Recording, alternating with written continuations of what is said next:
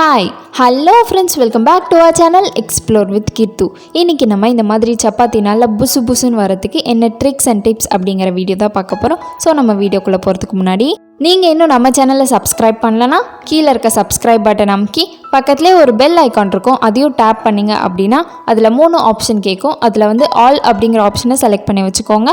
So that நான் எப்பப்போல்லாம் videos போகிறோன்னா அப்பப்போல்லாம் உங்களுக்கு ஒரு நோட்டிஃபிகேஷன் வந்துடும். ஃபஸ்ட்டு ஒரு எம்டி பவுல் இல்லாட்டி இந்த மாதிரி ஒரு அகலமான பிளேட்டில் கோதுமை மாவு உங்களுக்கு எவ்வளோ வேணுமோ அந்தளவு கோதுமை மாவு சேர்த்துக்கோங்க. நான் இன்றைக்கி 2 கப் ஆஃப் கோதுமை மாவு சேர்த்துருக்கேன்.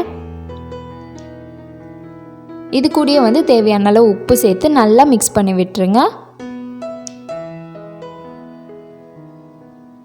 நல்லா மிக்ஸ் பண்ணதுக்கப்புறமா கொஞ்சோண்டு ஹாட் வாட்டர் போட்டு நல்லா கலந்து விட்டுக்கலாம். தண்ணி ரொம்ப கொதிக்கணும் அப்படின்ட்டு அவசியம் இல்லை, நல்லா வெது வெதுப்பாக இருந்தால் போதும். இந்த மாதிரி கொஞ்சம் கொஞ்சமாக மிக்ஸ் பண்ணி ஃபுல்லாக கலந்து விட்டுக்கலாம். தண்ணி ரொம்ப சூடாக இருக்குது அப்படின்றதுனால ஃபஸ்ட்டு நம்ம ஒரு கரண்டியில் மிக்ஸ் பண்ணிவிட்டு அதுக்கப்புறம் கையில் நல்லா பசைஞ்சு விட்டுக்கலாம். தண்ணியோட அளவு ரொம்ப முக்கியம், அதனால நீங்கள் கொஞ்சம் கொஞ்சமாக சேர்த்து இந்த மாதிரி நல்லா பிசைஞ்சு விட்டுக்கோங்க. இப்போ ஒரு 3/4 அளவு பிசைஞ்சதுக்கு அப்புறமா ஆயில் ஒரு 2லேருந்து 3 ஸ்பூன் அளவு சேர்த்துக்கோங்க. இப்போ மட்டும்தான் நம்ம ஆயில் சேர்க்க போகிறோம். சப்பாத்தி செய்யும் போது ஆயில் சேர்க்க தேவையில்லை. ஆயில் சேர்த்து நல்லா மிக்ஸ் பண்ணிக்கோங்க. நல்லா மிக்ஸ் பண்ணி இந்த மாவு மாதிரி ஒரு கன்சிஸ்டன்சிக்கு வந்ததுக்கு அப்புறமா ஒரு 10 to 15 மினிட்ஸ் நல்லா இந்த மாதிரி பிசைஞ்சு விட்டுக்கோங்க. இந்த மாதிரி பிசைறதுனால நம்மளோட சப்பாத்தி ரொம்ப சாஃப்டாக வரும். அண்ட் நம்மளோட மாவுலே எண்ணெய் சேர்த்துட்டோம். ஸோ நம்ம சப்பாத்தி செய்யும்போது எண்ணெய் சுத்தமாக சேர்க்கவே வேணாம்.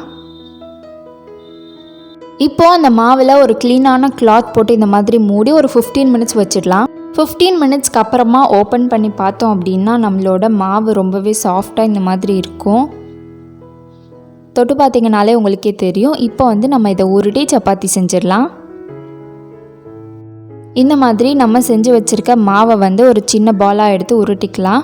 சப்பாத்திக்கு எப்பயுமே ரொம்ப மெலிசாகவும் இருக்கக்கூடாது, ரொம்ப தடியாகவும் இருக்கக்கூடாது. ஸோ அந்த அளவுக்கு மீடியமான ஒரு திக்னஸில் உருட்டி வச்சுக்கலாம். இப்போது கல் காய வச்சாச்சு. கல் காஞ்சதுக்கப்புறமா நம்மளோட சப்பாத்தி போட்டுக்கலாம். நான் ஆல்ரெடி சொன்ன மாதிரி நம்ம மாவுலே எண்ணெய் சேர்த்துட்டோம். ஸோ சப்பாத்தி செய்யும்போது எண்ணெய் சுத்தமாக சேர்க்காதீங்க. எண்ணெய் சேர்த்திங்க அப்படின்னா புஷ்ஷுன்னு வராது. அண்ட் மாவில் எண்ணெய் சேர்க்கலை அப்படின்னாலும் புஷ்ஷுன்னு வராது. ஸோ மாவுலே எண்ணெய் சேர்த்துக்கோங்க. இப்போ எண்ணெய் சேர்க்காதீங்க.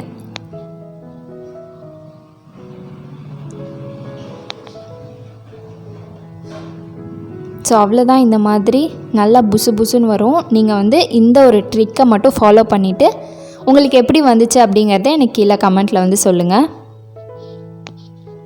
ஃபஸ்ட்டு சப்பாத்தியை கல்லில் போட்டுட்டு ஒரு 2 மினிட்ஸ்லேயே திருப்பி போட்டுறணும். அது கொஞ்சம் தான் வெந்திருக்கும். 2 சைடும் கொஞ்சம் வெந்ததுக்கு அப்புறமா மறுபடியும் திருப்பி போட்டிங்க அப்படின்னா தான் அதுக்கப்புறமா தான் அந்த புஷ்ஷுன்னு வரும். ஸோ இந்த ட்ரிக்கை நீங்கள் ட்ரை பண்ணி பாருங்கள். ஸோ அவ்வளோதான், நம்மளோட சப்பாத்தி ரெசிபி முடிஞ்சிடுச்சு. ஸோ இதை நீங்கள் ட்ரை பண்ணி பார்ப்பீங்கன்னு நான் நம்புகிறேன். இது கூடயே சோயா சங்க்ஸ் குருமா செஞ்சுருந்தோம்.